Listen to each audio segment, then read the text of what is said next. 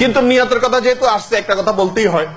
আমাদের দেশে, বিশেষ করে পাক ভারত মহাদেশে এমন এক কালচার যে রোজার আলাদা নিয়ত করতে হয়, নামাজের আলাদা নিয়ত আছে, রোজার আলাদা নিয়ত মুখে বলতে হয়।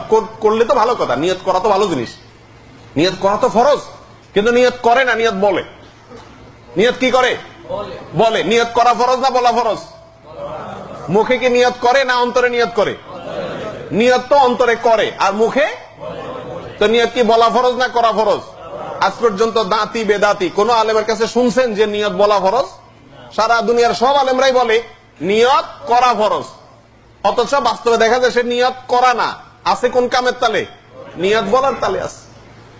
আর তাও আবার রোজার নিয়তটা এমন হাস্যকর।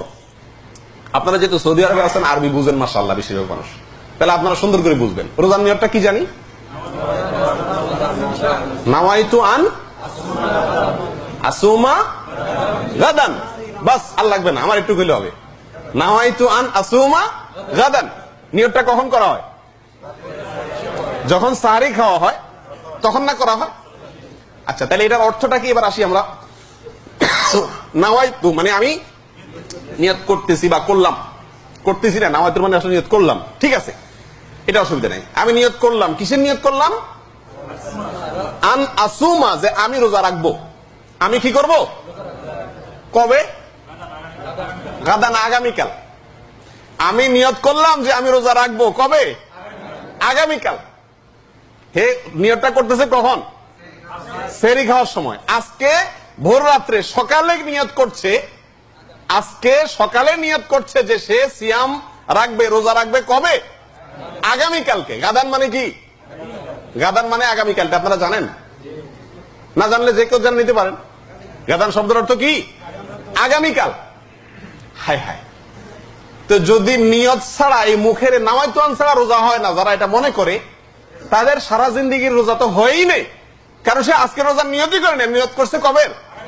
আগামীকালকে। কথা কি বুঝতে পারছেন? কত হাস্যকর বিষয়টা চিন্তা করে। অর্থাৎ এই আরবি যারা বানাইছে, এই আল্লাহর বান্দারা ভালো করে আরবির অর্থ বুঝে সুঝে নেই, মনে করছে সূর্য উঠলে বোধহয় কি হয়? নতুন দিন হয়, এই জন্য ওই পরের সকালটাকে ধরছে আগামীকাল।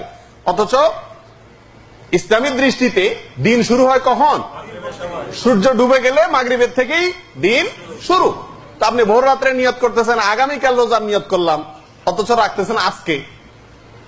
তাইলে শেষ দিন, রমজানের শেষ দিন যখন এই নিয়ত করবেন নাওয়াইতু আন আসুমা গাদান, তখন তার অর্থ হবে কি? আমি ঈদের দিনে রোজার নিয়ত করলাম। কি বলেন, সওয়াব হবে না গুনাহ হবে? ঈদের দিন রোজা রাখলে সওয়াব হবে না গুনাহ হবে?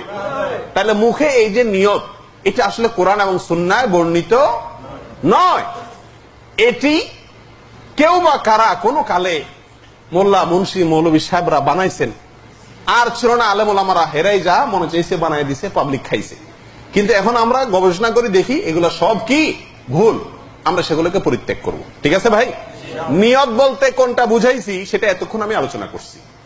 আল্লাহ সুবহানাহু ওয়া তাআলা আমাদের উপরে সিয়াম ফরজ করেছেন। পূর্বের যুগের সকল নবী রাসূলগণ সিয়াম রেখেছেন। আমরা সিয়াম রাখলে বিএপি গেট দিয়ে ঢুকবো, আমরা সিয়াম রাখলে ভালো মানুষ হতে পারবো, মুত্তাকি হতে পারবো, আল্লাহ পছন্দ করবেন, মুখের দুর্গন্ধ আল্লাহর কাছে মিশক আম্বরের চাইতে প্রিয় হবে।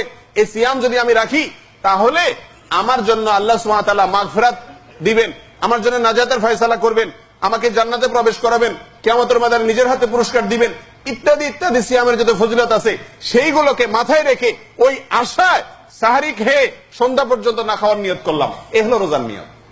কথা বুঝে আসছে? মুখে নাওয়াইতু আন বলা তো সোজা, আজকে রোজা রাখতেছেন বলতেছেন গাদান, উল্টা নিয়ত করতেছেন, এটা সোজা। কিন্তু অন্তরে ইস্তেজার যে নিয়তটার কথা এখন বললাম, প্রতিদিন আপনি সাহরির সময়, ইফতারের সময় এই কথাগুলোকে ভাববেন, সেটা কি সহজ? মোটেও সহজ নয়। আর ওইভাবে যদি আপনি নিয়ত করেন, তাহলে সিয়ামের ভিতরে এক ধরনের স্বাদ পাবেন। আল্লাহ তাআলা আমাদের তৌফিক দান।